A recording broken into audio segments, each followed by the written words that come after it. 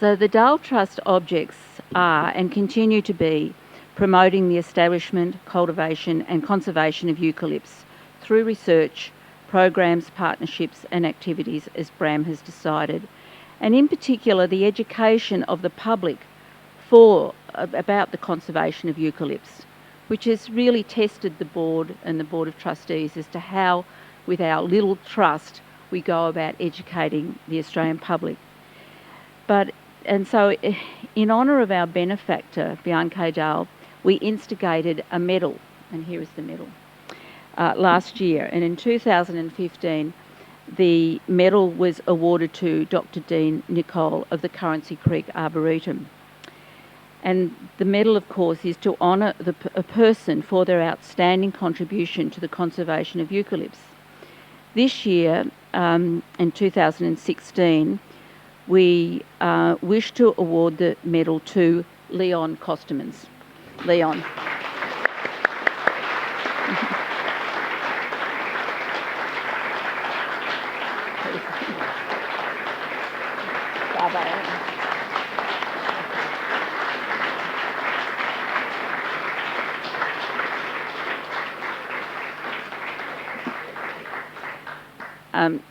Just a testimonial to Leon. We have something in common, Leon. I was formerly a high school science teacher too. Then Leon was formerly a high school science teacher, then a science lecturer and the coordinator of the science and education and outdoor education at Monash University, the Peninsula campus. Leon holds a BSc from Melbourne University with majors in geology and geomorphology and an MSc in botany from Melbourne University. Leon has received Parks Victoria's Kookaburra Award in 2000, Port Phillip and Western Port Regional Landcare Award in 2004, and the City of Frankston Environmental Honours Award in 2010. Since your retirement from Monash University 23 years ago, Leon has been active in various community organisations, including the Victorian National Parks Association, of which he's a life member, Greening Australia Victoria, the Trust for Nature and others. Leon has been generous, giving talks and training sessions, leading field studies, conducting vegetation surveys and advising on projects. He is a regular speaker and excursion leader for groups like the Field Naturalists and the Australian Plant Society groups. Most people passionate about the Australian bush have been influenced by Leon and his work. This started with the iconic book Trees of Victoria, first published in 1966. So we added up a few years then. And then he went on to further our knowledge by publishing Trees of Victoria and Adjoining Areas as a 5th edition in 1994, 5 printings, and as a 6th edition in 2006, 4 printings. Leon has also published Native Trees and Shrubs of Southeastern Australia in 1981, a 2nd edition in 1983, 15 printings, and with an updated supplement 2009, 5 printings. Currently, Leon is working on a book on Victorian geology and landscape features for interested non-geologists, people involved in land management, teachers and students in environmental studies. Leon, you have been very generous and you are very humble and modest about your ongoing contribution to conservation. And the Bjarne K Dahl Trust appreciates and would like to award you with this medal in recognition of the scientific knowledge and conservation of our iconic eucalypts.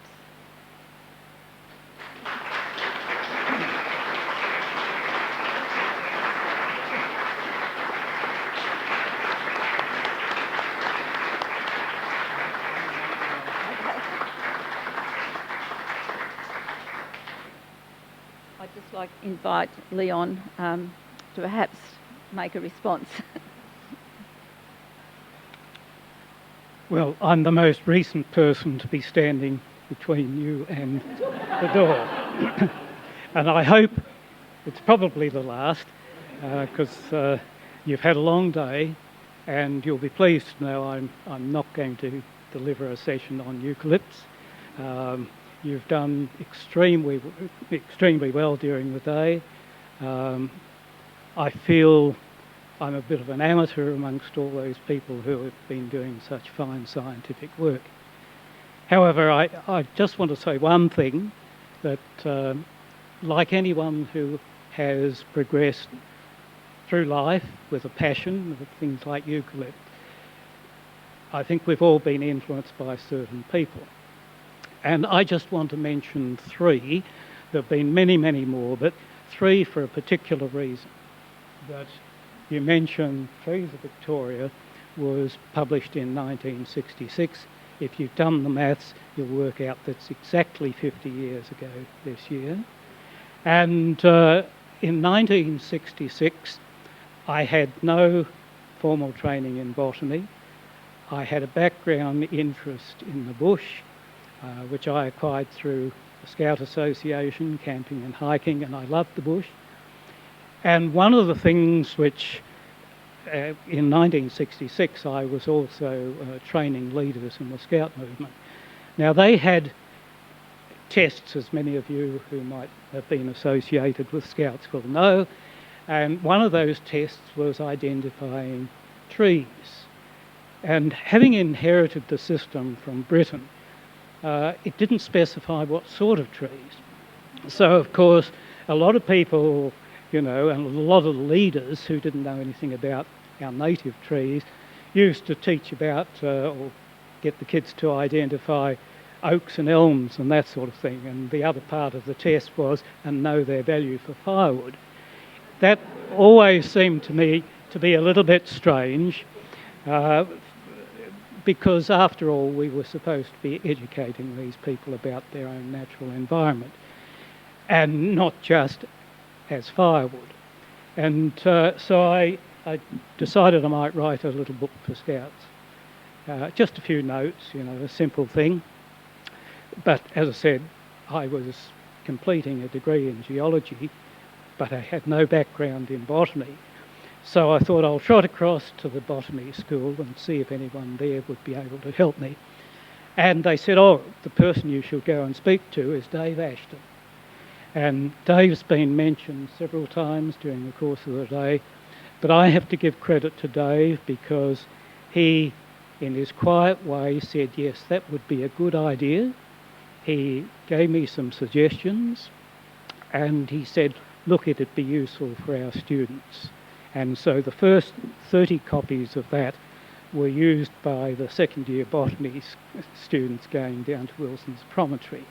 And thereafter it's become a student booklet. And that, of course, has helped sales. The thing I might mention about this, by the way, is that if you look at this one, which is the first edition, it says price 50 cents. I looked up the internet just before I came, and someone's trying to sell it for $90. So I thought, wow, I must get out the old ones and try and sell them. But the other thing, Dave said, I didn't know what ecology was really. I'd never done biology of any sort, and I found out what ecology was, and Dave was an ecologist. And I think one of the things which has been mentioned, that Dave did that marvellous project at Wallaby Creek, which went on for 50 odd years, but it was an ecology project, and what it was doing is looking at all the interactions. And that is something that I've tried to take from Dave. He mentioned to me, or he suggested, that if I was interested in doing more in the botanical field, I should go and talk to Jim Willis. And so the second person I want to give credit to was Jim. Those of you who knew Jim Willis, who was acting director at the Melbourne Herbarium, will know what a fine gentleman he was, a very broad knowledge, not only of plants, but of all sorts of things. And he was an excellent communicator. And particularly, he was happy talking to a raw beginner like me, as well as professionals.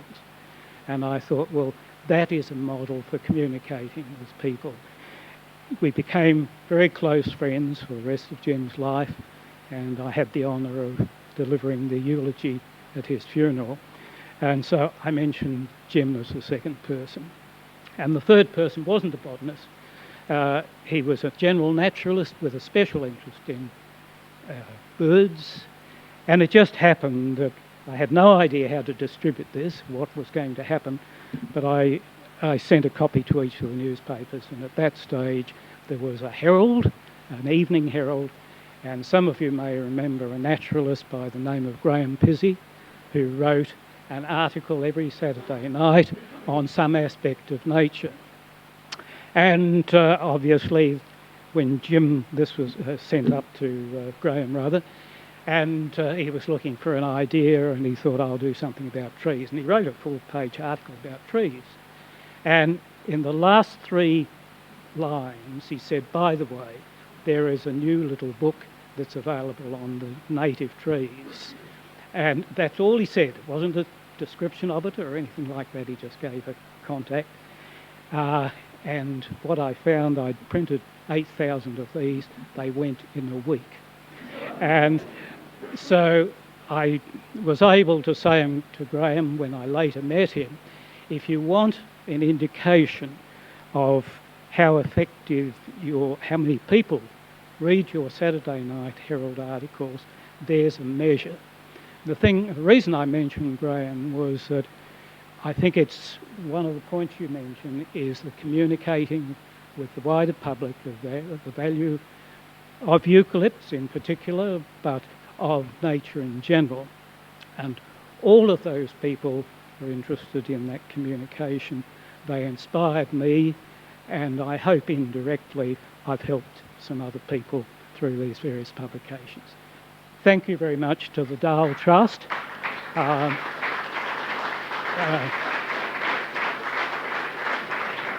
And if I can thank you, Alison, through the Trust, through you, I am honoured. Thank you very much.